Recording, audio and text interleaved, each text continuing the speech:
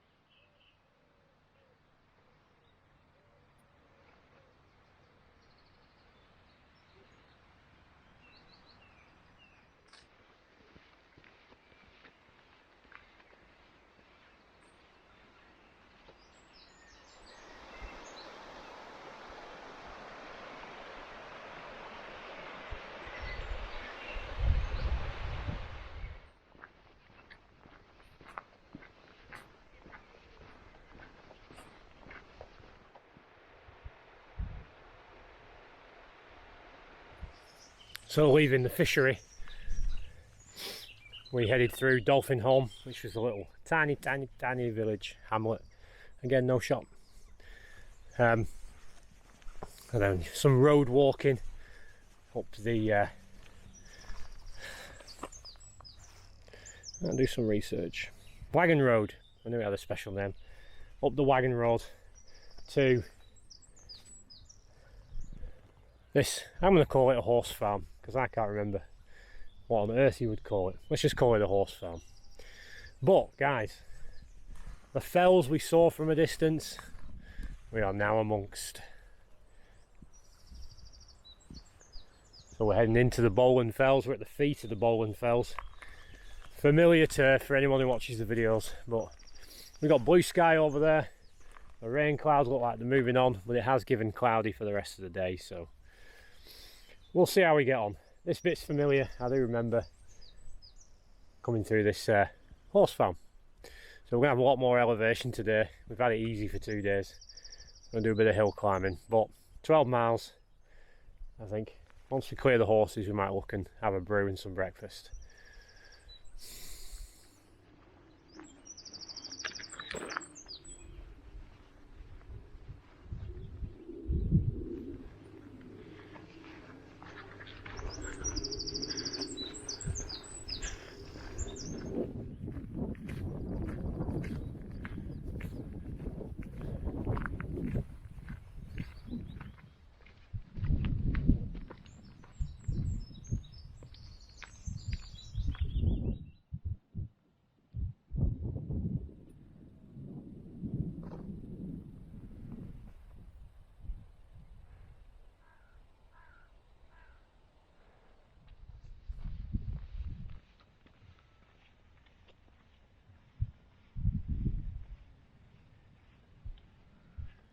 So, over there, Grit Fell and Wardstone, which obviously we've covered.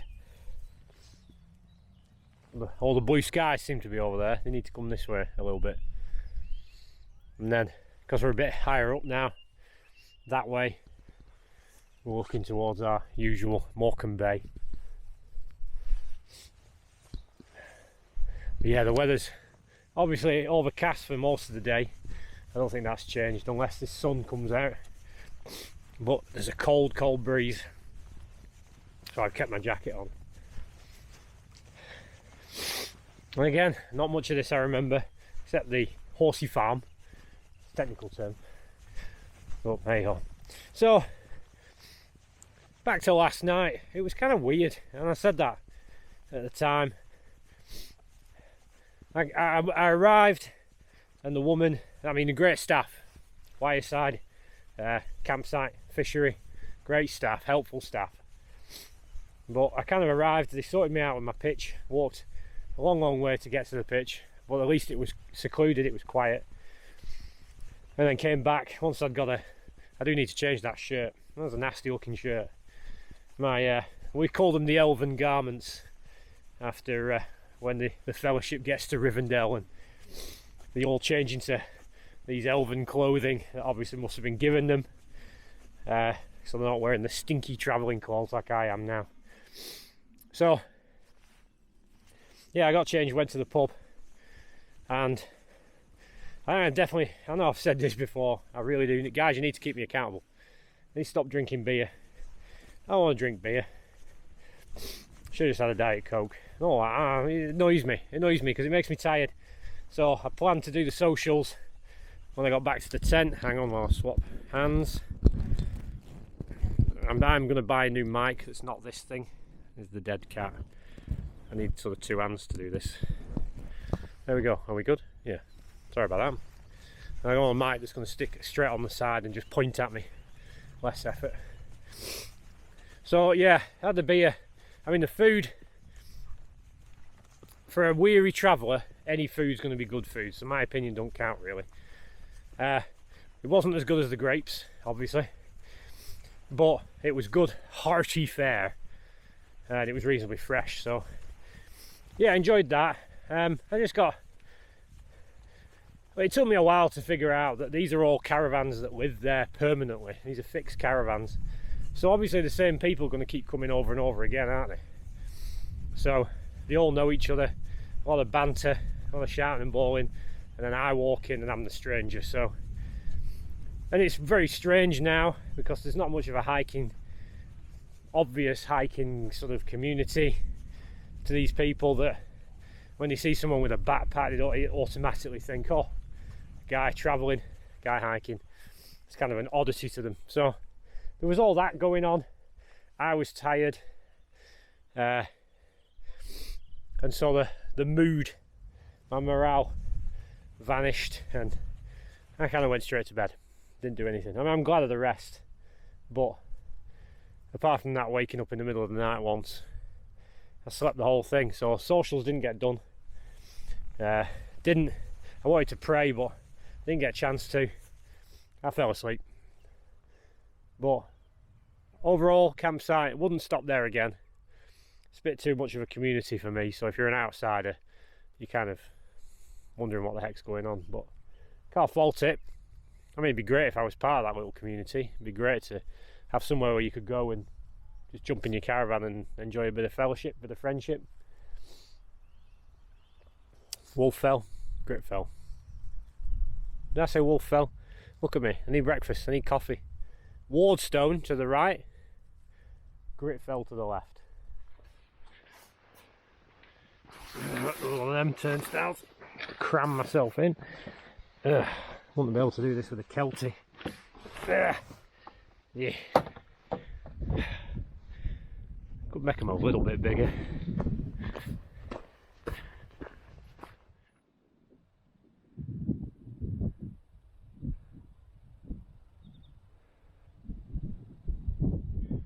I see an opportune spot for some breakfast. Rude.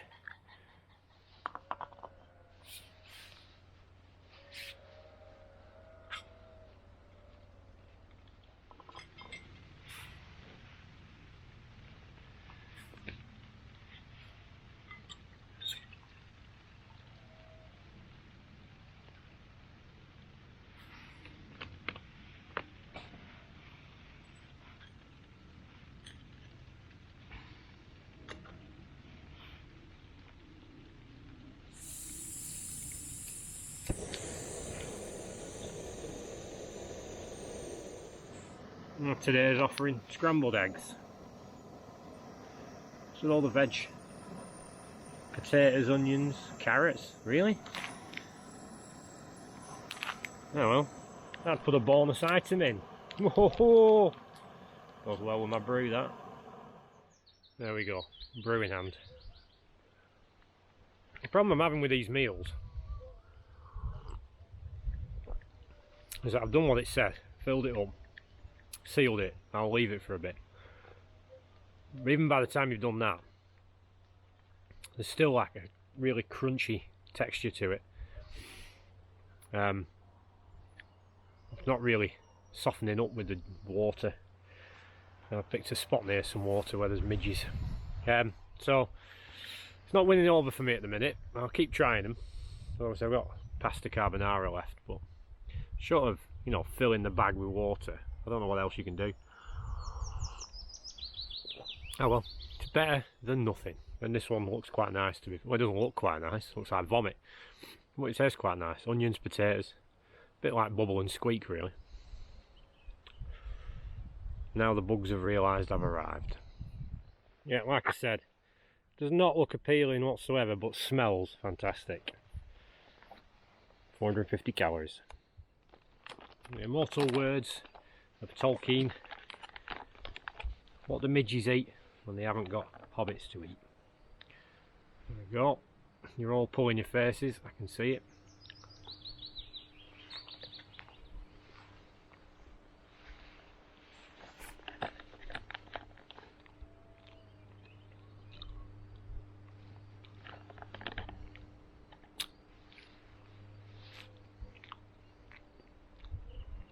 That's not bad. It's not brilliant, but it's not bad. Carrots, leeks, onions, egg and potatoes. Taters! Sun's coming out. Yeah. But what I'm going to do is get that sauce from yesterday and put a bit of that in. Just lacking a bit of je ne sais quoi. I know it's technically cooking paste. Oh, is that what's going to happen here? I'm not going to be able to get into it, am I?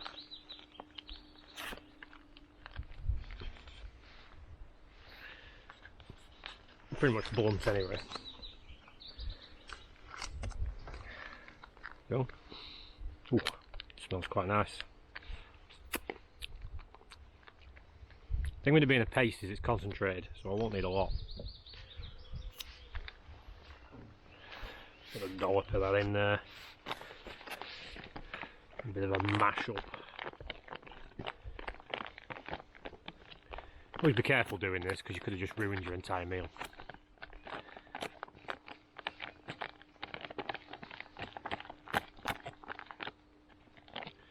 There we go. Mmm. That's it. That's perfect, that. Getting the spicy flavours now. Ooh. Mmm. Perfect. Oh, that's nice. So there's a tip for you. Nice and easy to carry. Any flavour you want. Cooking paste. You'll need a little bag to put this back in because I've only used a dribble of this just to give some flavour. You want a little Ziploc bag to put that in, or decant it into another container. But yeah, just spiced up a nasty meal. That this isn't nasty, I'm just saying it can spice up a bad meal. Mmm, that really has made a difference.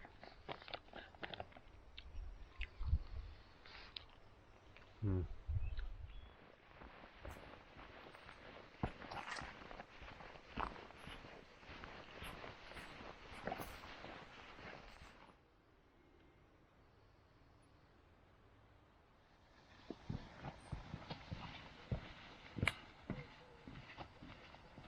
I got out of there while I was having breakfast. Clearly the bugs wanted breakfast as well. I didn't plan on being it. Oh yeah, really impressed with that. So I'm going to put that, what was it the other day?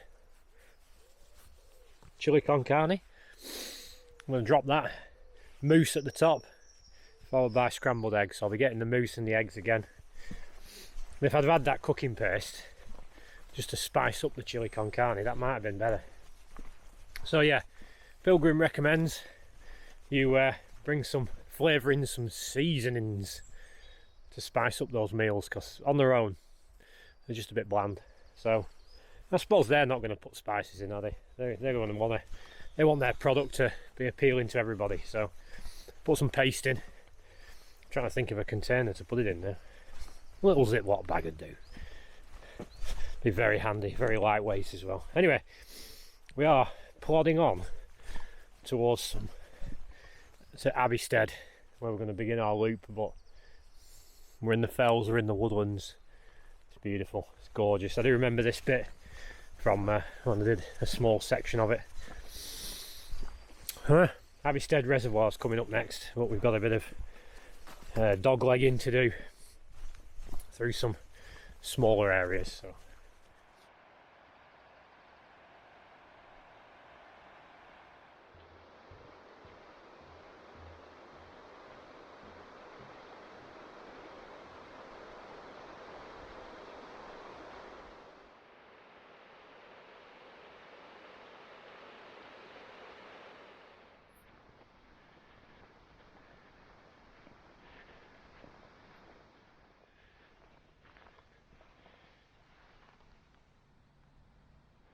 that is 100% a Minecraft building. That's something I'd build on Minecraft.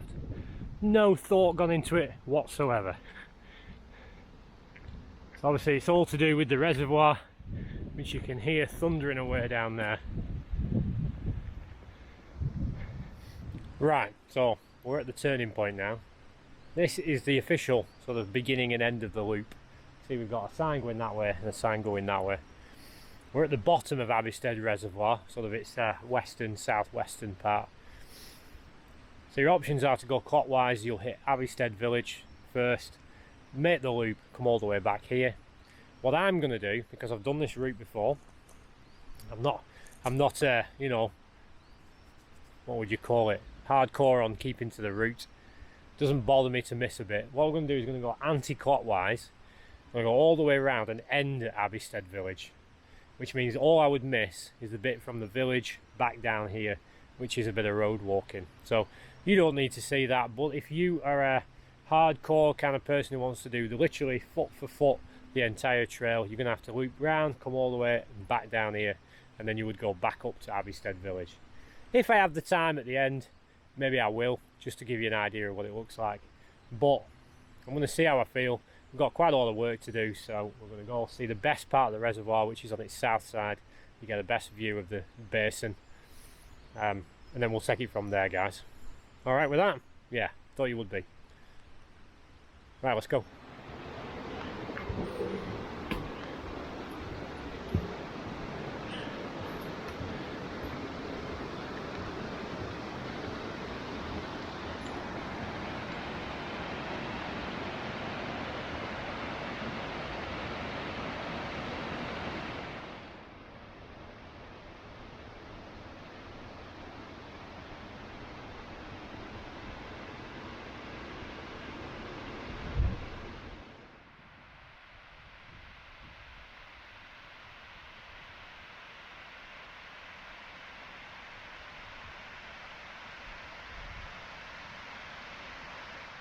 See what I mean? Incredible.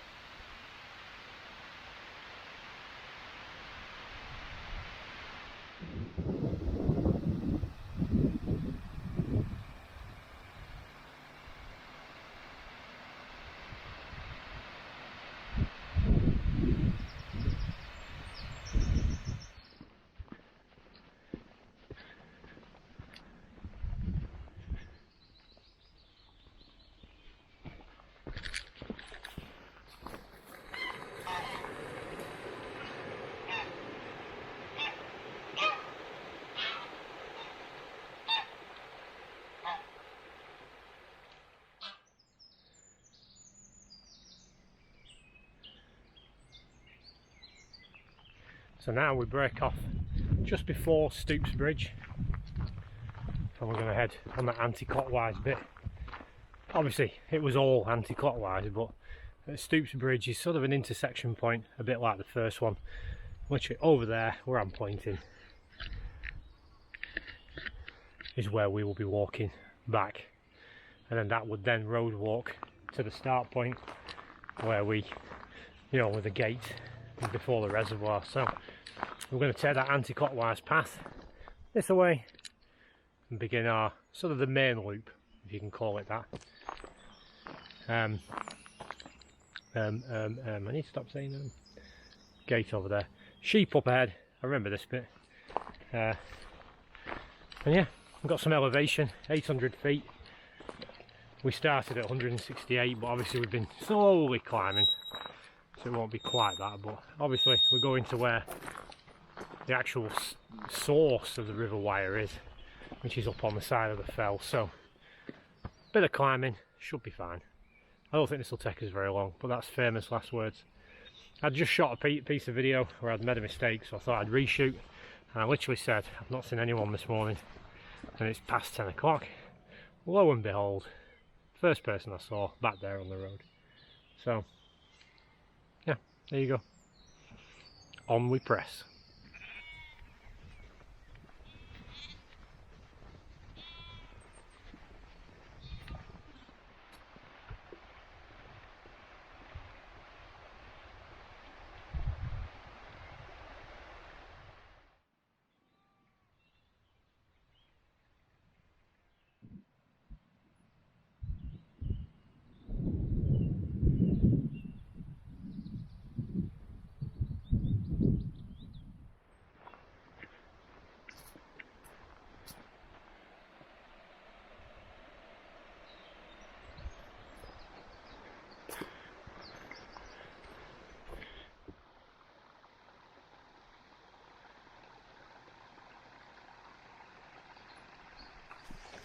So all this area, very Lord of the Rings, very Fellowship of the Ring kind of woodland, very isolated.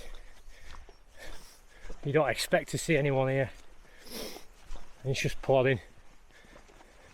See the occasional dry stone wall, but it's like this stuff. It's gorgeous, gorgeous scenery. And obviously we're just making our way around the bottom of that anti-clockwise loop.